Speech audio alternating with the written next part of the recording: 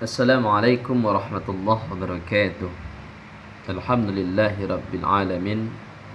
Salatu wassalamu ala asyrafil anbiya'i wal mursalin wa ala alihi wa ashabihi ajma'in. Ashhadu an la ilaha illallah wahdahu la syarika lah wa ashhadu anna Muhammadan abduhu wa rasuluh la nabiyya ba'da amma ba'du. Puji syukur kita ucapkan kepada Allah Subhanahu wa taala. Karena Allah masih melimpahkan nikmat serta hidayahnya kepada kita, alhamdulillah. Pada hari ini kita masih dapat menghirup udara yang segar, sehingga kita masih dapat juga melaksanakan aktivitas-aktivitas yang lainnya dengan maksimal. Ini karena berkat izin Allah Subhanahu wa taala.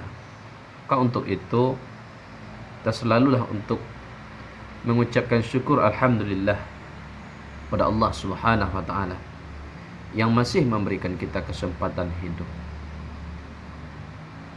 Pemirsa dimanapun Anda berada, kemudian kita selalu berselawat kepada Nabi kita, Nabi yang terakhir diutus oleh Allah ke permukaan bumi ini, yakni Nabi Muhammad sallallahu alaihi wasallam. Nabi kita yang telah berhasil membawa umat manusia dari zaman jahiliyah kepada Islamiyah. Nabi kita yang telah berhasil menggulung tikar-tikar kemaksiatan, kemudian digantikan dengan tikar yang penuh dengan keimanan. Bahkan Nabi kita diberikan sebuah mukjizat oleh Allah dengan berupa Al-Quran.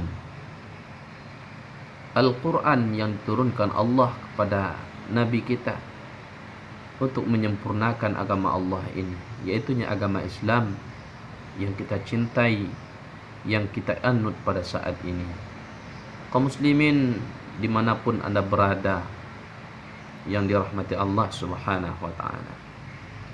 Di sini kami akan berbagi mengenai tata cara dalam membaca Al-Quran agar kita bisa merasakan nikmatnya dalam membaca Al-Quran.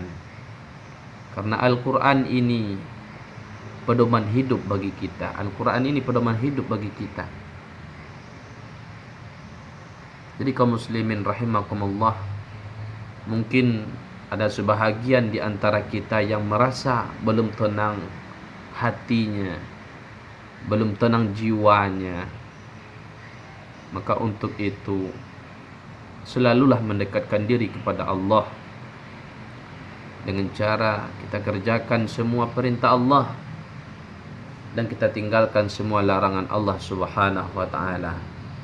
Al-Quran kita berpedoman. Mengerjakan perintah Allah itu seperti mengerjakan salat, membaca Al-Quran, berinfak, bersedekah. Minimalnya kita kerjakan yang wajib aja dulu. Kalau kita belum sanggup mengerjakan yang sunnah, setidaknya yang wajib kita kerjakan dulu. Salat ini kewajiban bagi kita.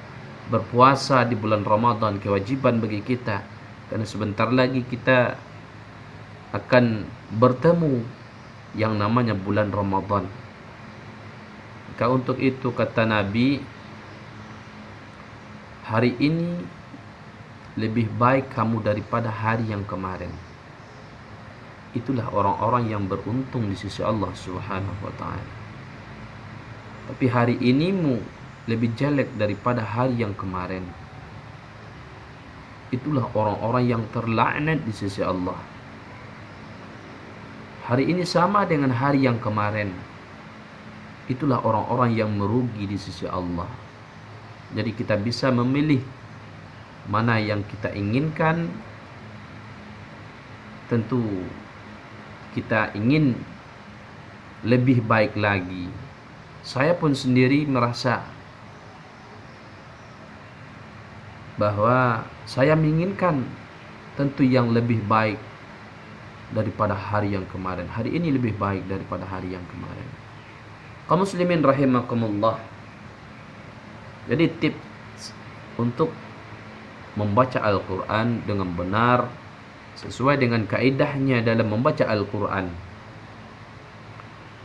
Kami akan mencoba membacakan sebuah surah di dalam Al-Quran, yaitunya surah Al-Muluk. Surah Al-Muluk. Nah, surah ini menceritakan tentang azab Allah yang pedih. Kaum muslimin rahimakumullah, kita coba dengan menggunakan irama murattal. Mudah-mudahan kaum muslimin yang ada di luar sana yang melihat video ini tergugah hatinya untuk selalu membaca Al-Quran, karena Al-Quran ini diturunkan Allah kepada kita, khususnya manusia, untuk bisa membedakan mana yang baik dan mana yang buruk. Tips dalam menghafal Al-Quran, dalam membaca Al-Quran minimalnya. Kita coba dulu surah Al-Muluk. Kita mulai dari ta'awuz. A'udzu billahi minasy syaithanir rajim.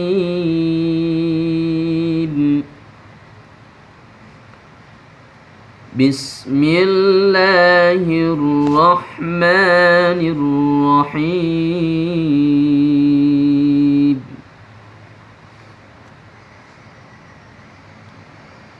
Tabarakalladzi biyadihil mulku wa huwa ala kulli syai'in qadir.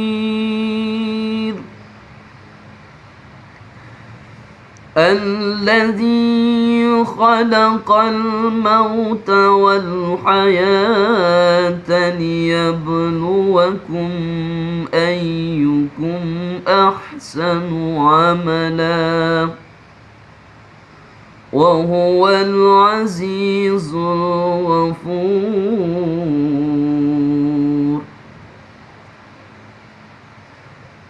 الذي خلق 7 سماوات طباقا ما ترى في خلق الرحمن من تفاوت فارجع البصر هل ترى من فطور ثم ارجع البصر كرتين ينقلب إليك البصر خاسئا وهو حسير. ولقد زينا السماء الدنيا بمصابيح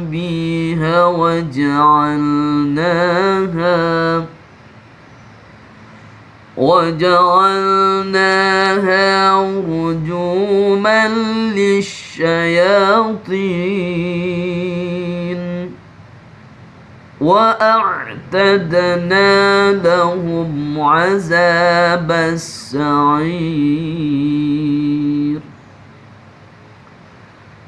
وللذين كفروا بربهم عذاب جهنم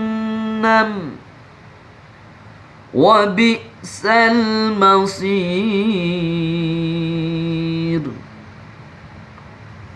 إذا ألقوا فيها سمعوا لها شهيقا وهي تفور. Kemudian ditambah dengan nada yang lebih tinggi dikit lagi, karena ini masih nada pemula.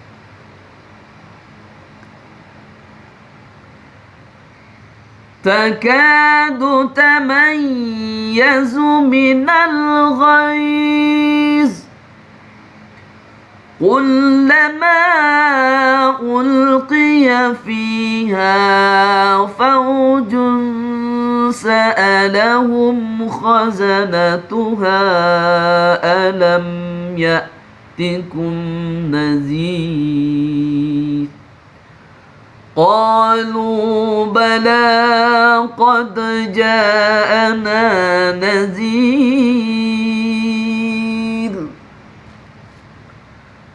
فكذبنا وقلنا ما نزل الله من شيء إن أنتم إلا في ضلال كبير.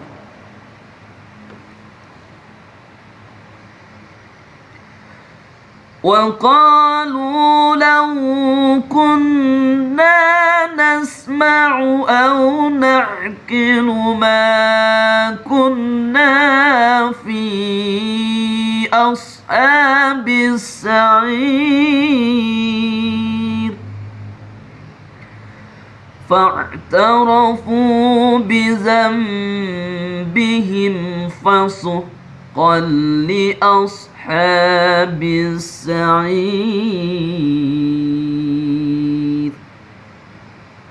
صدق الله العلي العظيم.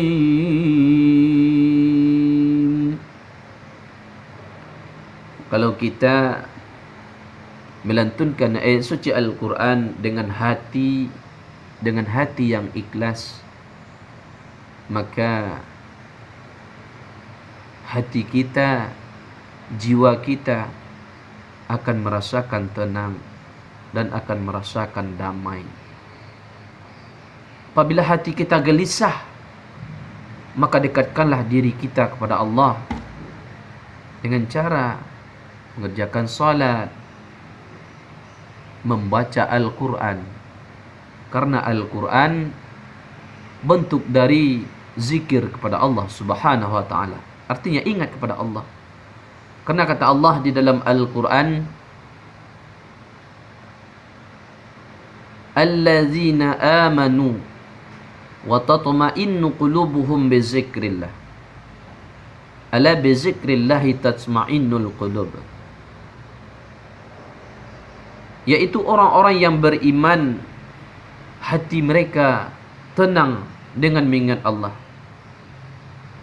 Dan ingatlah, hanya dengan mengingat Allah lah hati menjadi tenang. Ini dijelaskan di dalam Al-Quran surah Ar-Ra'd ayat 28. Kaum muslimin dimanapun Anda berada, jangan lupa subscribe channel ini. Mudah-mudahan bermanfaat bagi kita semua. Fastabiqul khairat, berlomba-lombalah kita untuk selalu berbuat kebaikan, menyampaikan syiar Islam ini, karena syiar Islam yang kita sampaikan ini bermanfaat bagi orang lain. Semua pun apa yang kita kerjakan, karena kata Nabi, balighu anni walau ayah, sampaikanlah walaupun satu ayat tentang kebaikan, sampaikanlah. Mudah-mudahan kita mendapatkan rahmat dan diberi pahala oleh Allah Subhanahu wa ta'ala. Dijauhkan kita dari semua yang tidak kita inginkan di dunia ini, dan hendaknya kita menghadap Allah nanti bisa menjadi lebih tenang lagi untuk menghadap Allah Subhanahu wa ta'ala. Karena kita sebagai manusia tidak selama hidup di dunia ini.